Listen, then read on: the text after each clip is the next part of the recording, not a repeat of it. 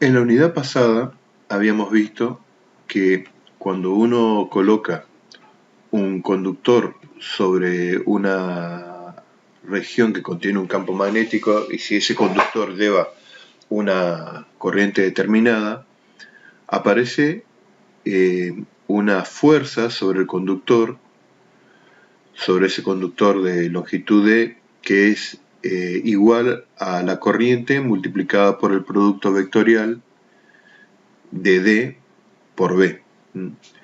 La dirección de esa fuerza se sacaba con la regla de la mano derecha, como muestra la figura.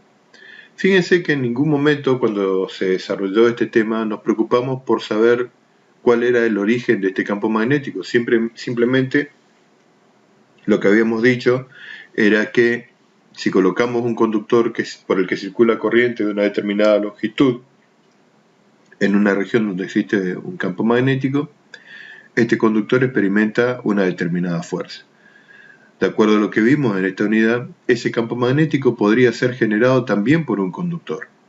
Entonces, ¿qué pasaría si yo coloco dos conductores paralelos en una determinada región? Vamos a tener este conductor que genera un campo magnético a lo largo de esta línea, donde está ubicado el conductor 1. Si el conductor 1 lleva una corriente I1, experimentará una fuerza como demuestra acá la figura. A su vez, este conductor I1 genera también un campo magnético sobre I2 y va a generar también una fuerza hacia I1. Esto es lógico de pensar que pasa así, digamos, porque nos lo asegura el principio de acción y reacción. Si este aplica una fuerza sobre esta corriente o este conductor también aplicará una fuerza sobre el segundo conductor. Entonces, la fuerza que experimenta cualquiera de ellos de manera general va a ser igual al valor de la corriente que lleva por la longitud de ese conductor multiplicado por el campo magnético. Si yo analizo la fuerza que actúa sobre este conductor, la fuerza 1, va a ser igual a su corriente por su longitud multiplicado por el campo magnético que genera el hilo I2. También sabemos que la expresión del campo magnético, de acuerdo a lo que habíamos visto también en esta unidad en la primera parte, va a ser igual al valor de μ0, la permeabilidad del vacío, por la corriente que lleva el conductor sobre 2pi, y A representa el lugar donde yo quiero calcular el campo. Entonces, la fuerza que genera el conductor 1 es el valor de su corriente por D por B2, que era lo que estábamos diciendo hoy. Esta es la fuerza que actúa sobre F1. La fuerza que actúa sobre F2 es el valor de su corriente por D por el campo que genera el hilo 1.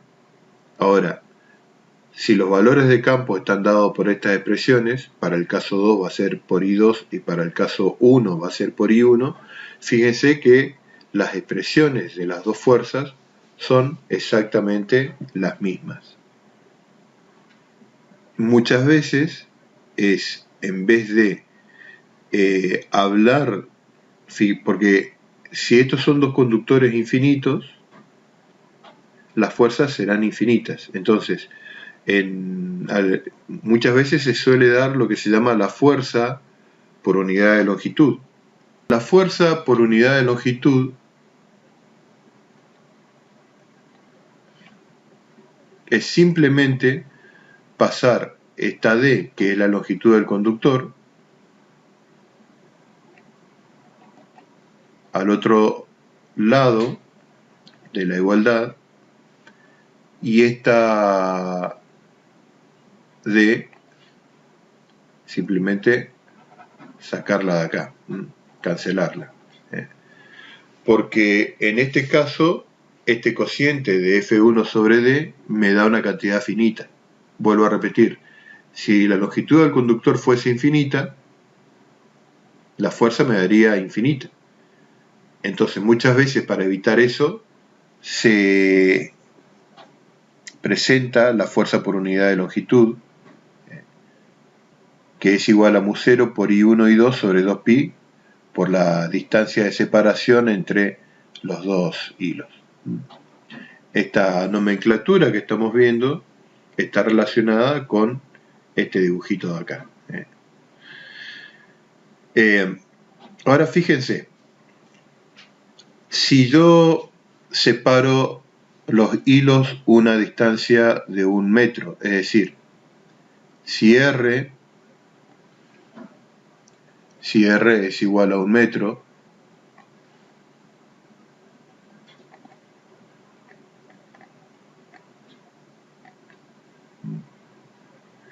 si I1 e I2 es igual a 1 amper, fíjense que cualquiera de estas dos cantidades me va a quedar que la fuerza por unidad de longitud para cualquiera de ellos va a ser igual a 4pi por 10 a la menos 7 por 1 amper al cuadrado dividido 2pi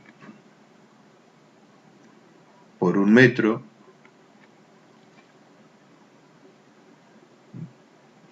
esto me va a quedar igual a 2 por 10 a la menos 7 newton por metro. Esta situación que estamos comentando acá se usó hasta el año 2018 como definición del ampere, es decir, el ampere es la corriente que circula por dos conductores separados una distancia de 1 metro, cuando la fuerza por unidad de longitud que experimenta cada uno de ellos es de 2 por 10 a la menos 7 newton. Esa fue hasta el año 2018, en el que cambiaron las definiciones de todas las unidades, la definición del ampere. En esta unidad, otro de los conceptos que vamos a retomar es el concepto de flujo. En este caso, vamos a hablar del flujo del campo magnético. En esta simulación podemos ver el valor del flujo producido por un campo magnético a través del área de esta espira que está acá.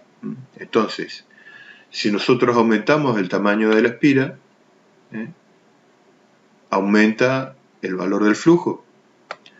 Acuérdense que como el flujo es el producto escalar del elemento que representa el área multiplicado por el campo, también va a haber una influencia de la orientación entre esta espira y el campo. Fíjense cómo el valor del flujo, acá en el cuadrado inferior, varía con la orientación del área y también varía el flujo con el valor del campo. Esta simulación, fíjense que aumenta el valor del campo, pero no aumenta la densidad de línea, que es lo que uno esperaría que pase en esta situación. Acuérdense que el flujo representa la cantidad de líneas que atraviesan una determinada superficie.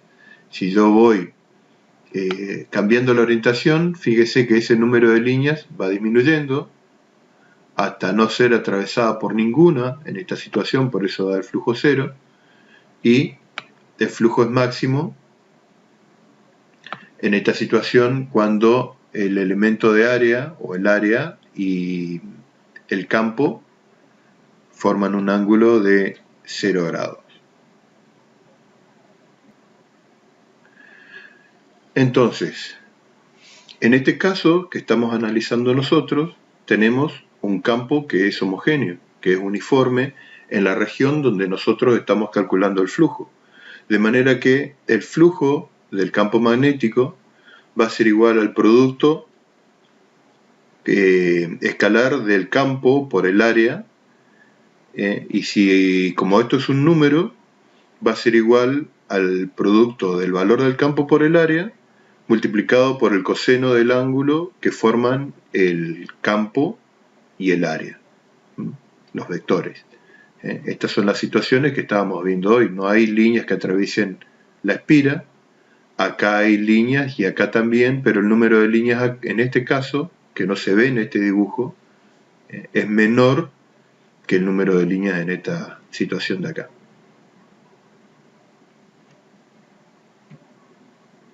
¿Qué pasa ahora si el campo no es constante en su valor y tenemos una superficie irregular?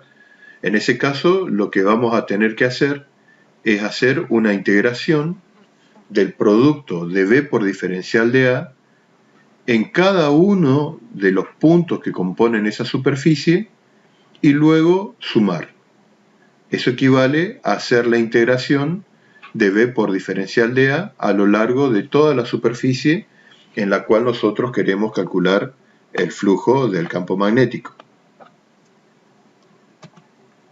Entonces fíjense, ¿qué pasa si yo tengo una superficie gaussiana que encierre las líneas de campos de un imán? Una superficie gaussiana cerrada. Se supone que esto es el contorno de la sección, digamos, de un determinado volumen que está siendo atravesada por líneas de campo. ¿Qué vamos a tener en este caso? Que el flujo es cero. ¿Por qué el flujo es cero? Porque todas las líneas de campo que están entrando por un lado terminan saliendo por el otro. En términos de la divergencia, podríamos decir también acá que la divergencia del campo magnético es igual a cero. Eso significa que no existen fuentes ni sumideros. Fíjense en este ejercicio. En este ejercicio dice, por un conductor recto circula una corriente I, que es la corriente que está acá. Una espira rectangular de ancho A y alto B está emplazada a una distancia C, como se indica en la figura. Determina el flujo magnético total a través de la espira. Entonces, una de las características que tiene el campo, nosotros habíamos visto en esta unidad cuál es la expresión del campo magnético que genera un hilo y cómo se determina su dirección. Entonces, en cualquier punto de este plano, digamos, en particular en este punto de acá, la expresión del campo B es igual a μ0 por la corriente que circula sobre el hilo sobre 2pi por r. Fíjense que el campo es más intenso en esta parte de acá que en esta parte de acá. Entonces, si es más intenso acá que acá, yo no puedo decir que el flujo es igual a B por A en este caso. Esto es incorrecto porque este no es constante. Entonces, recién habíamos visto en el slide anterior que yo en este caso al flujo lo tengo que expresar como una integral de B por diferencial de A y hacer la cuenta a lo largo de todos los puntos de la superficie que está encerrada por esta espira. Ese diferencial de área, que es el que está marcado de color rosado acá, yo lo puedo escribir como B por diferencial de R, base por altura. Y el campo tenemos la expresión. Además, cualquier elemento de área tiene la misma dirección que el campo magnético en cualquiera de los puntos de esta superficie, porque esta es una superficie plana y el campo magnético es perpendicular a cualquiera de los puntos de esa superficie plana. Por lo tanto, esta integral va a ser igual a mu0 por i sobre 2pi por r multiplicado por b diferencial de r, que es el diferencial de área, y esta integral se va a hacer en toda la región donde yo estoy calculando el campo magnético.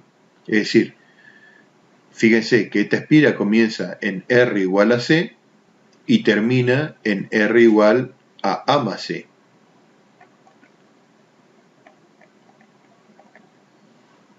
No comienza en 0 porque eso significaría llevar esta espira y pegarla por el borde del hilo. Comienza en C la integración y termina en C más A para asegurarnos que estamos haciendo el producto de B diferencial de A dentro de esta región. Entonces acá puedo sacar todo lo que es constante afuera, mu0 por i por b sobre 2pi, y me queda la integral de diferencial de r sobre r entre c y a más c. El campo entonces va a ser igual a mu0 por i por b sobre 2pi por el logaritmo natural de a más c sobre c. Es importante saber calcular el flujo porque cuando veamos la unidad 7 vamos a hacer de manera reiterada el cálculo del flujo del campo magnético a través del área de una espira.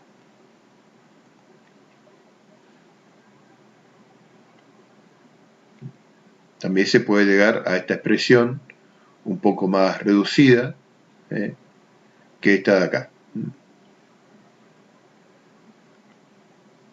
Bien. Esa ley de Ampère habíamos visto para una situación especial, pero ahora vamos a ver una forma más general de esa ley que es en esta situación. Entonces, fíjense que este representa un conductor y en esta región está este capacitor de placas de área A separados una determinada distancia. Consideremos una corriente no estacionaria I que está cargando un capacitor. Acuérdense que la corriente va disminuyendo hasta anularse. Pero corriente tenemos a lo largo de todo el conductor. No es que hay circulación de corriente en esta parte y acá no hay. Durante el proceso de carga hay circulación de corriente en todo el circuito. La pregunta es qué pasa acá, en esta parte. Eso es lo que vamos a tratar de explicar en este desarrollo que vamos a ver. La carga Q está cambiando, pero no existe ninguna corriente de conducción entre las placas. Entonces, hay corriente acá, desaparece y vuelve a aparecer. Entonces, ¿qué es lo que pasa en esta parte de acá?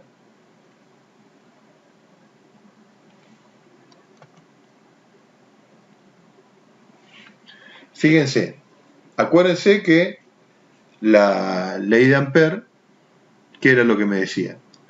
La ley de Ampère me decía que la circulación del campo magnético es igual a mu0 por la suma de las corrientes que atraviesan el área definida por el contorno a lo largo del cual yo estoy haciendo la integración. ¿Cuál sería el contorno en esta situación si yo aplico la ley de Ampère? El contorno es el de este círculo que tenemos aquí. Y ese círculo tiene dos superficies. La superficie de color celeste, que está siendo atravesada por el conductor, y la superficie de color naranja, que no está siendo atravesada por nada. Entonces, si consideramos S1, que es la superficie de color celeste, tenemos esta expresión. Pero si consideramos S2, nos da igual a 0. Entonces es como que para la misma trayectoria existen dos resultados posibles. Entonces, ¿cómo uno puede llegar a arreglar este problema?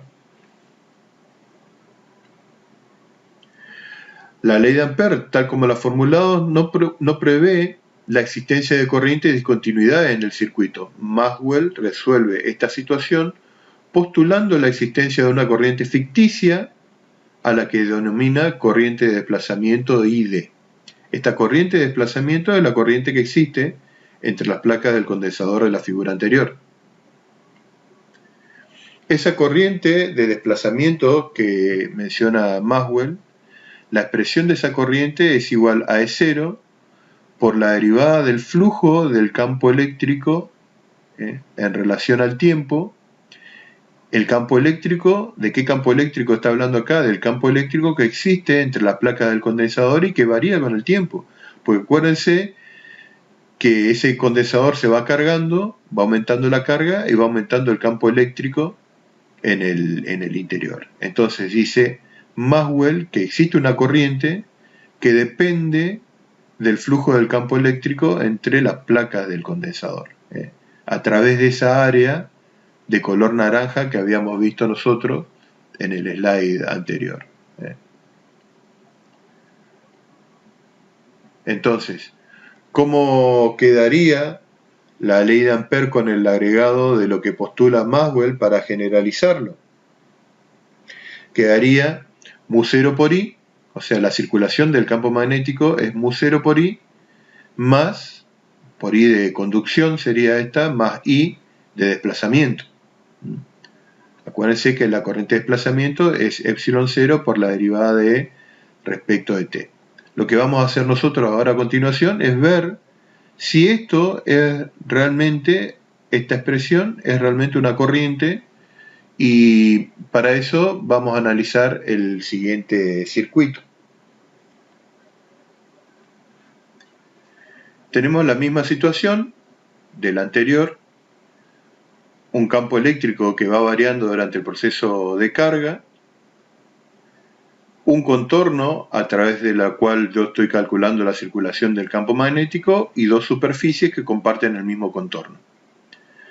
En esta parte del conductor existe corriente de conducción y acá entre las placas del condensador existe esa corriente ficticia que Maxwell la llama corriente de desplazamiento, y su D igual a ε0 por la derivada del flujo del campo eléctrico respecto del tiempo. Entonces nuestro propósito es ver si esta expresión realmente tiene dimensiones de corriente.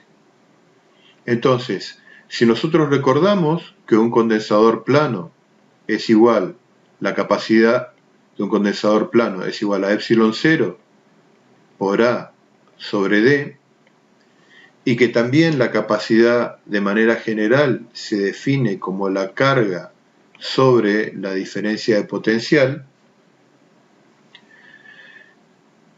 fíjense que acá ya tenemos la Q de la corriente que en algún momento la voy a tener que derivar, y el campo eléctrico cuyo flujo queremos calcular está metido en esta diferencia de potencial.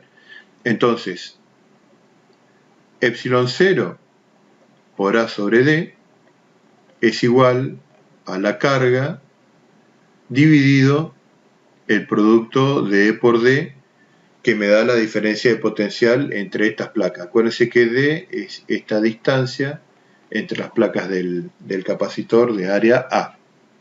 A es el área. Podemos cancelar esta D de acá con esta D de acá,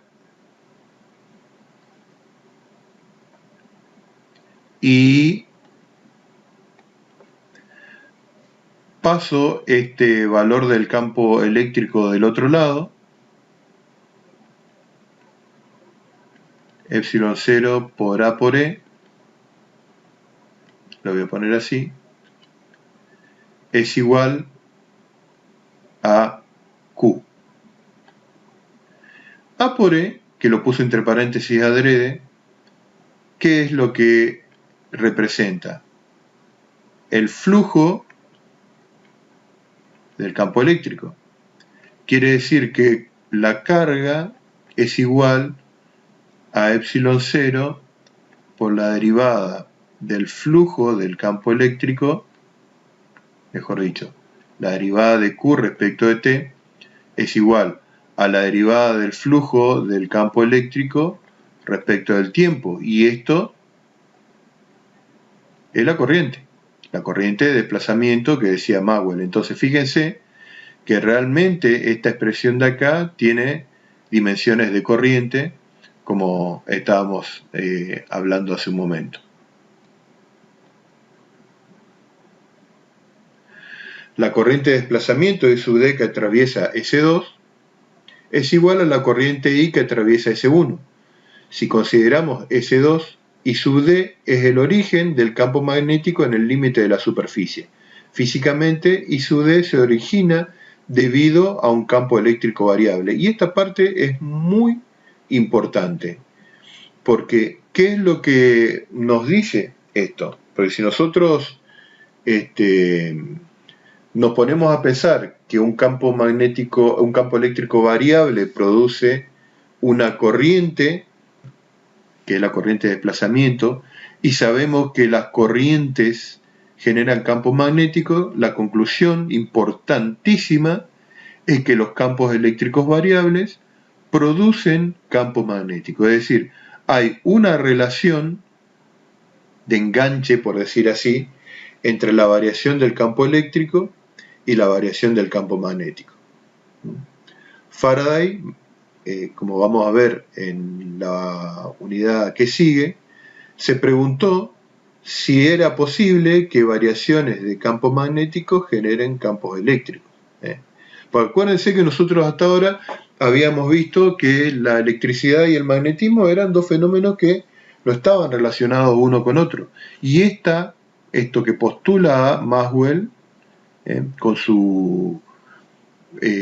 con decir que acá existe una corriente ficticia de desplazamiento, es el primer vínculo entre magnetismo y electricidad.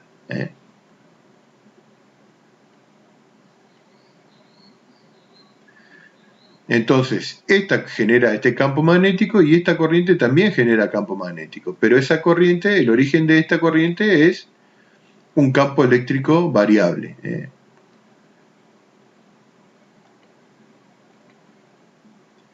Vamos a llegar, así como llegamos a la expresión de la ley de Gauss en forma diferencial.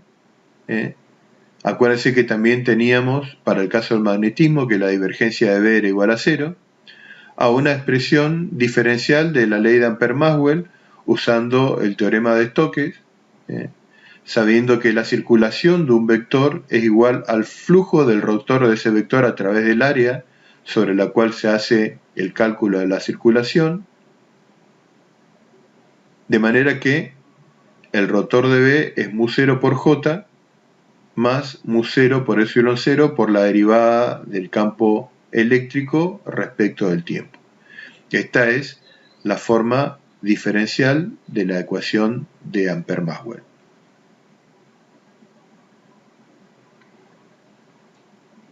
Y con eso terminamos esta unidad.